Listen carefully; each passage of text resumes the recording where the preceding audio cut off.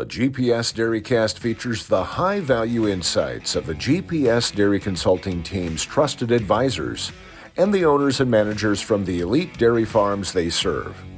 These conversations deliver on the GPS Dairy Consulting promise to inspire change and grow leaders.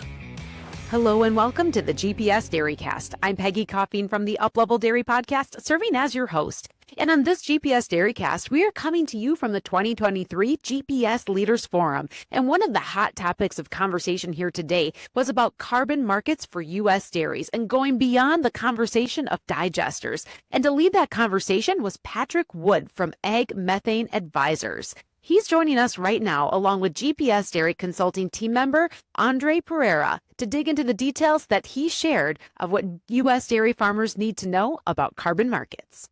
Hello, Patrick. Thanks for being here. Thanks for coming to our Leaders Forum. We really appreciate your time. We wanted to go over a little bit more conversation in this podcast and go in depth into what you do for dairy farms or for agriculture and get into that. So if you could just give us an introduction, tell us a little bit about yourself and what you do. So my company, Ag Methane Advisors, is a consulting firm for dairy farms and other related developers, technology solutions providers. We work with farms all across the U.S. I've been doing this since 2007. And in a nutshell, we help dairies create and sell carbon credits. So we help them understand and navigate carbon markets. We want to empower dairies and put them in the driver's seat. We want to help them make informed decisions and be their trusted advisor. A good way to think about it is lots of people have an advisor to manage their retirement accounts, and we are an advisor to help manage your carbon assets. So on that, helping us understand carbon credits, could you expand a little bit more on, let's just start right off the bat with this. What are carbon credits? How is it measured? And what does it cost? So the cost question is hard because I'll come back to that, but it really depends on what activities you're undertaking. But carbon credits are commodities associated with reductions in greenhouse gas emissions. So greenhouse gas emissions related to dairy farms involve primarily methane, nitrous oxide, and carbon dioxide, but they get, through the science of global warming potentials, we talk about them all in a bundle as carbon credits. And so dairies can undertake different activities to reduce their emissions. One carbon credit in most programs is the equivalent of 1 metric ton of carbon dioxide equivalent emissions reductions. That's what they are in a nutshell. In terms of what it costs, there's a wide variety of different project types or interventions. So on one end of the spectrum, a farm could install a methane digester and produce renewable natural gas and reduce their manure methane. That could cost many millions of dollars. On a different end of the spectrum, a farm could use regenerative ag practices to store carbon in their soils through cover cropping and other tillage practices. There's a lot of overlap with what they're already doing in their cropping there. So the cost would be much lower, maybe the cost of buying one seed versus another.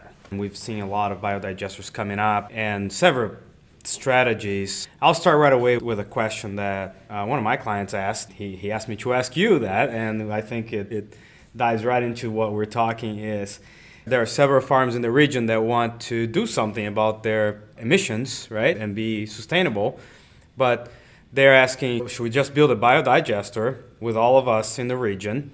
Of course, there's a lot that goes into that. Or is it more profitable, or does it make more sense? You just go into some feed additives that are promising now some paybacks, as we've been seeing a couple of these that are coming up right now. FDA just approved one, and they're coming with these paybacks saying you can get money back and you can get credit. You can get carbon credits, and with that you can get your money using those additives. So any thoughts on that? So there are lots of questions to unpack there.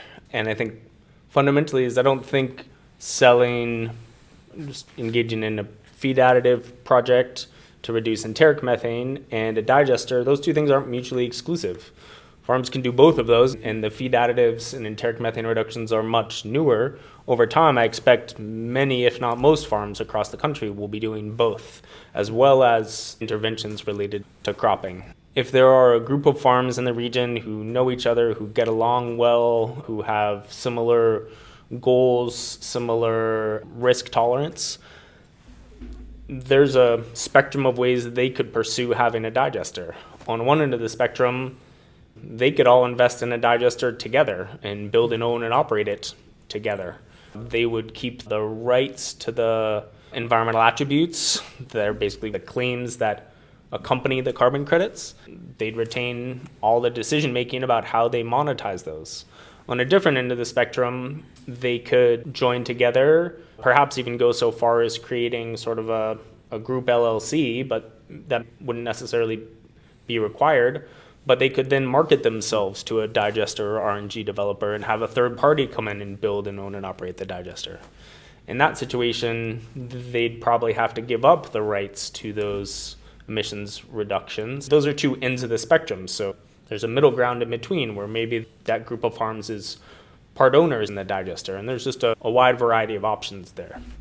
Similarly, on the feed additive strategies, there's a series of options. There's different additives coming to the market, and so there's lots of decisions to make before making an informed decision. Okay.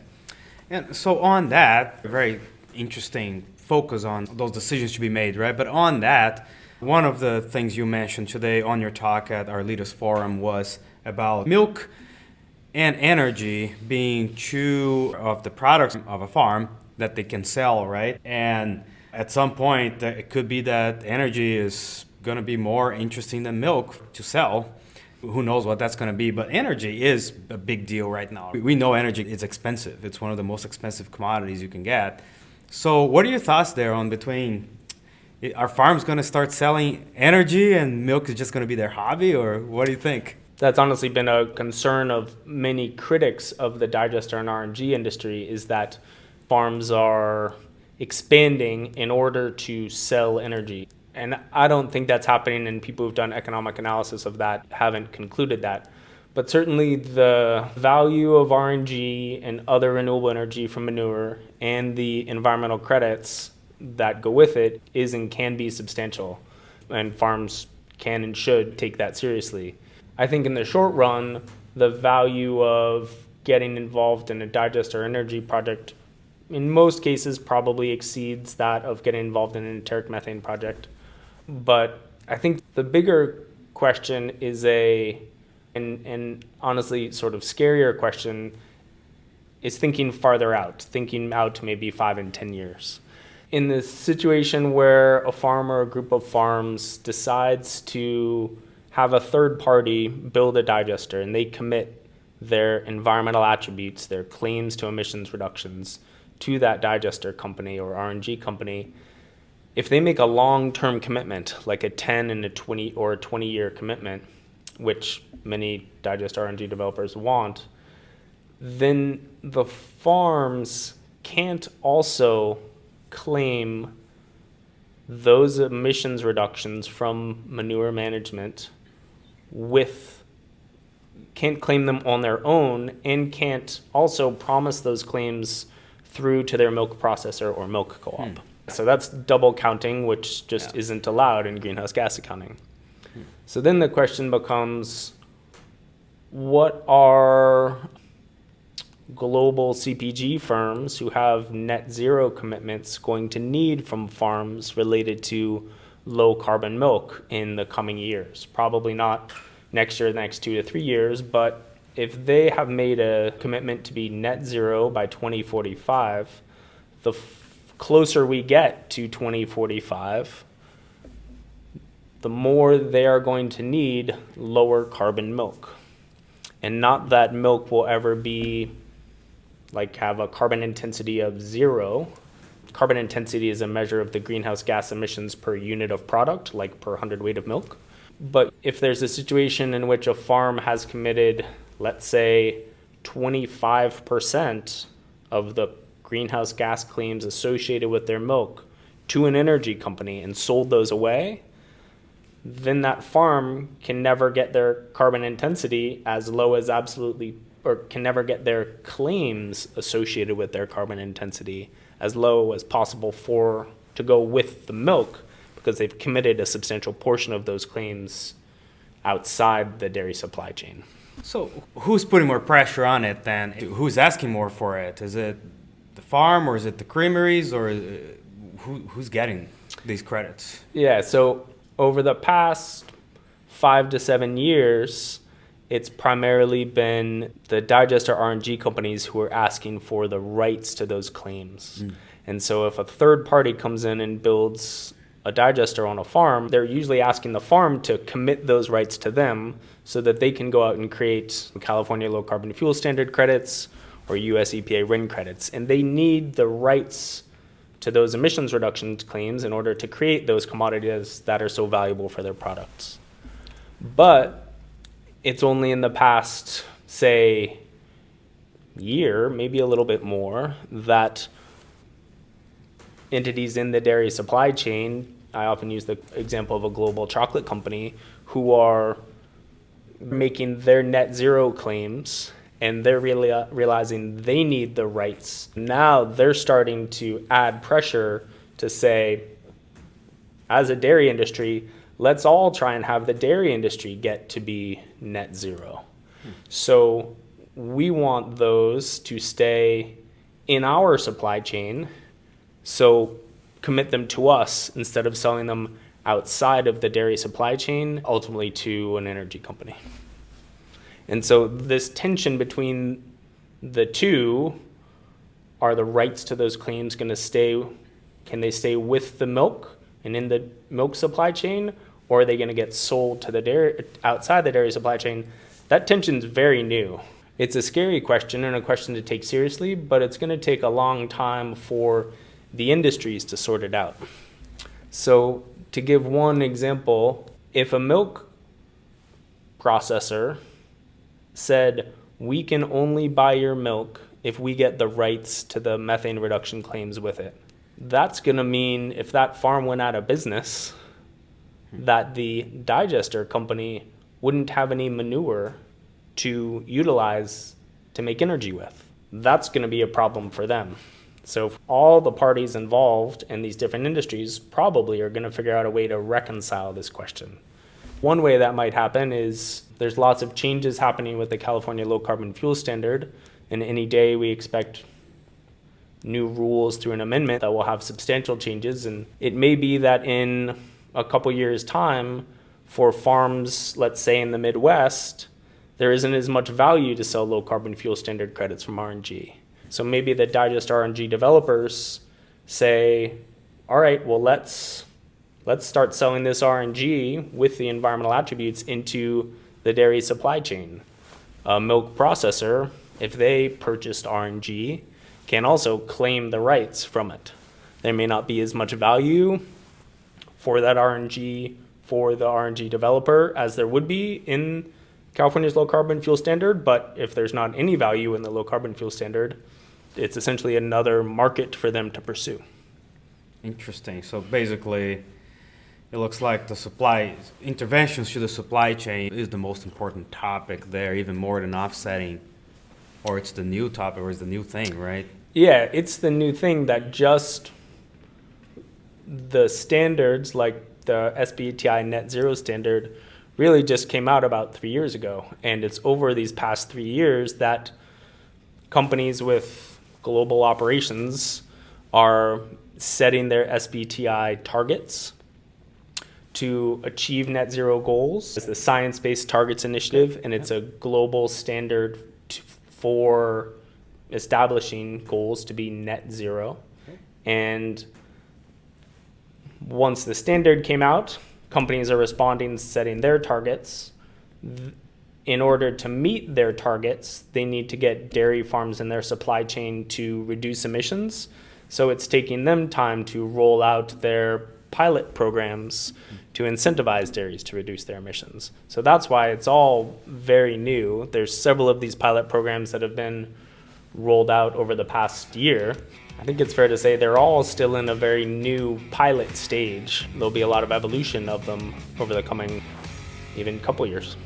Make your feed center a profit center. Feed Fit is an innovative, module-based, and collaborative initiative from GPS Dairy Consulting, which provides the framework and resources to understand the financials, trace the inventories, and track the KPIs of your feed center. By implementing the expertise of your GPS consultant, modules are strategically executed with the goal of continual improvement in the efficiency of your feed center. Take the science of nutrition to the reality of milk in the tank with BVet. To learn more, ask your GPS Dairy consultant or look under the Education tab at gpsdairy.com. Yeah, I think one of the feedbacks I got from the crowd here, talking to them after your talk, is they were like, "Oh, it just sounds like the Wild West right now." So hopefully we'll standardize that Wild West at some point and get that ball rolling. So is there a registry? How are they? Who's doing that? Who is doing those? Sure. Yeah. So I've been hearing that term, the Wild West, a lot, and I've been doing this for about 17 years. And when I started, it was the Wild West. So it's been really interesting to hear people using it again. And I definitely understand why. It doesn't feel like the Wild West to me, and I know to many of my counterparts who've been navigating these programs, because there are standards and registries, and they're going through a lot of changes and disruption, but the ones that have been around for a while are in the midst of an evolution. So that evolution is really driven by what we were talking about a minute ago, the Science-Based Targets Initiative coming out about 3 years ago, and companies making commitments to meet their net zero goals. But one of the requirements of the Science-Based Targets Initiative is that in meeting a goal to be net zero, a global company like a chocolate company, or it could be an energy company, whoever it is, they cannot use carbon offsets to meet that goal. They have to reduce their own emissions. Well, their own emissions in their own operations, but also the emissions in their supply chain, which are called the Scope 3 emissions. So SBTI is one standard that they follow. There's a lot of overlap between SBTI and what's called the GHG protocol, the Greenhouse Gas Protocol. And the Greenhouse Gas Protocol is how they have their own set of standards that are generally accepted accounting practices for financial accounting. They create the fundamental rules for companies to follow. If those are the two overarching standards, there are registries who are, I use the analogy that they're a cross between a bank and a regulator, except they're not government organizations, but they can take the fundamental accounting standards to apply them where somebody who's operating a project or initiating an intervention can create an account with a registry. They can submit a project there, submit information about that project, like say it's a feed additive. This is the kind of feed additive, this is the science behind the feed additive, this is the number of cows it's been fed to, this is the monitoring, reporting, and verification methodology that's used. You go through a very rigorous and in-depth process of collecting data, doing an accounting with that data, demonstrating that that data has met the rules and the standards, and then that all gets audited. And after all that gets audited by third parties who are accredited by the registry, there are many firms around the world who are specifically accredited verifiers of greenhouse gas reductions.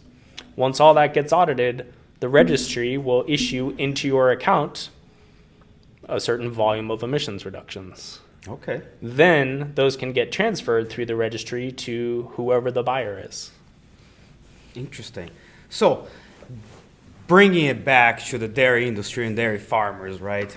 It looks like there's just a lot of bureaucracy and a lot of paperwork and a lot of processes that go into that. But bringing it back to the dairy farm, which are in the scope 1, if I'm not mistaken, right, of this process where they can control what they do. How are they going to see that money? Is there a possibility for them to see that money back or to see anything back? Sure. What's the incentive? So let me just clarify the scopes. A dairy farm can have its own Scope 1, Scope 2, and Scope 3 emissions. Really, any business entity can have their own 3 scopes. Scope 1 is the emissions associated with what a company owns or directly controls. Scope 2 is emissions associated with purchased energy, like electricity. Scope 3 is emissions associated with anything in the supply chain. So for a dairy farm, Scope 3 might be emissions associated with fertilizer they buy in. But a dairy's Scope 1 emissions are in Scope 3 of a milk processor.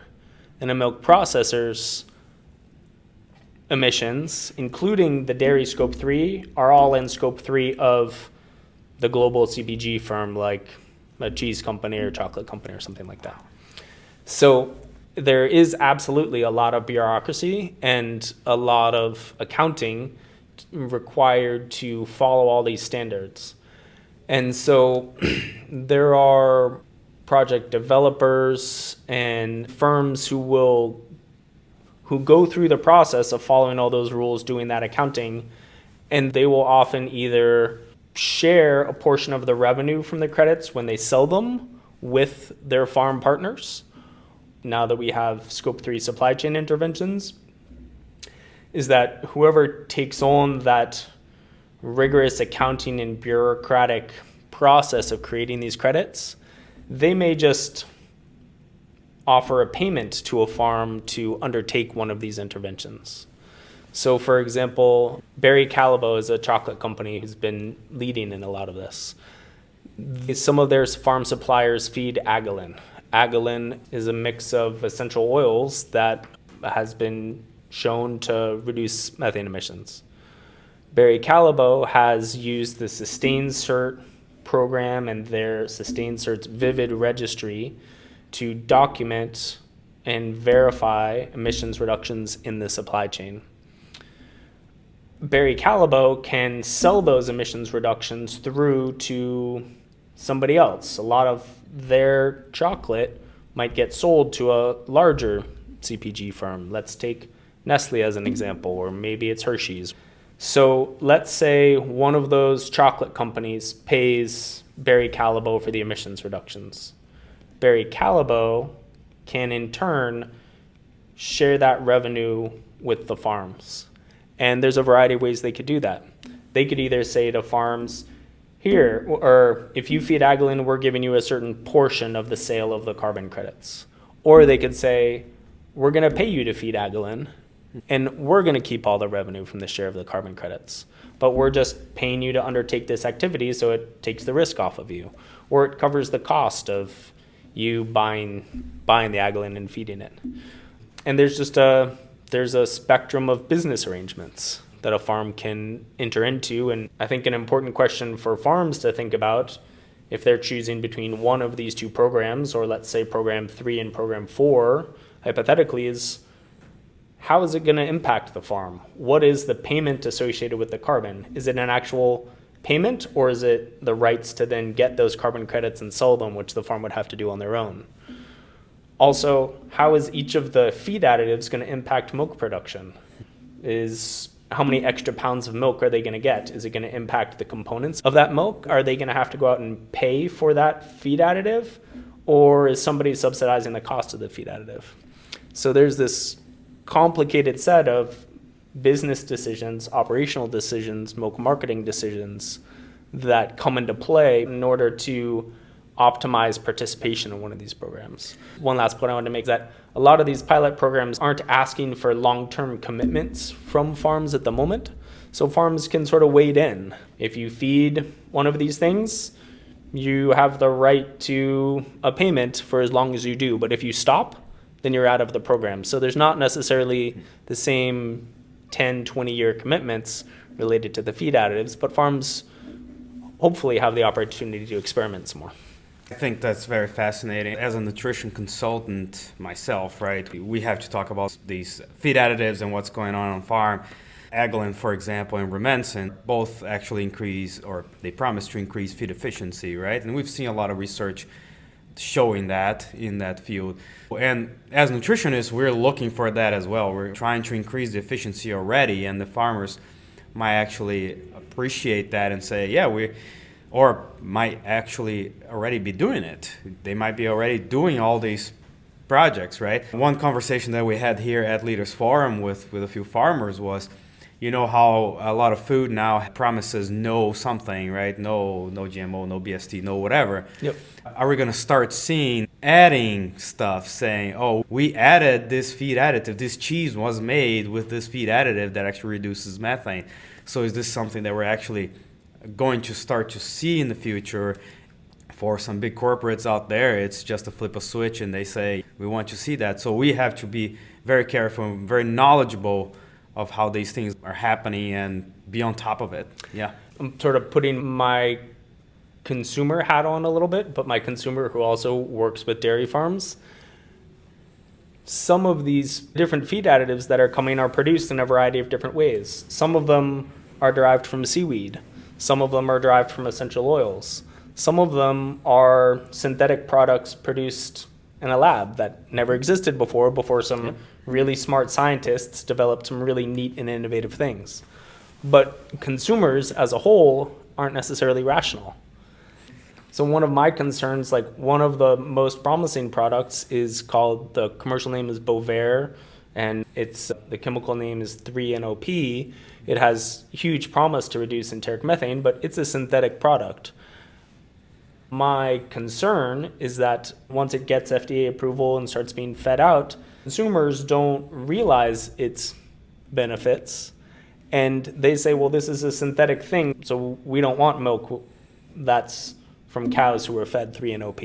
Even if it's totally and completely safe, consumers aren't rational always. Mm-hmm. And so I assume that DSM did their research on that, but I think that we may also see consumers as a whole there are different segments. Some people prefer organic milk, some people don't. Yeah. And so maybe we'll see over time that the organic dairy industry, there's certain products that are approved to reduce enteric methane in organic milk, and so they lean there. We'll see this diversification over time, I expect, like we do with most things. Great. Yeah. No, I think this is a great conversation. It just brings more questions, but that's what we need right now, right, is to discuss this and actually have knowledge on this. So we really appreciate it, Patrick. Thank you so much for being part of the GPS podcast and being part of Leaders Forum too. We appreciate your time, your knowledge here. Thank you so much. It's been great to be here. I appreciate it. Thank you. You just heard from Patrick Wood with Ag Methane Advisors, as well as GPS Dairy Consulting team member Andre Pereira. Thank you for jumping on with us for this GPS DairyCast, brought to you from the 2023 GPS Leaders Forum. I'm your GPS DairyCast host, Peggy Coffeen with the Uplevel Dairy Podcast, and thank you for listening. The GPS DairyCast features conversations that deliver on the GPS Dairy Consulting promise to inspire change and grow leaders.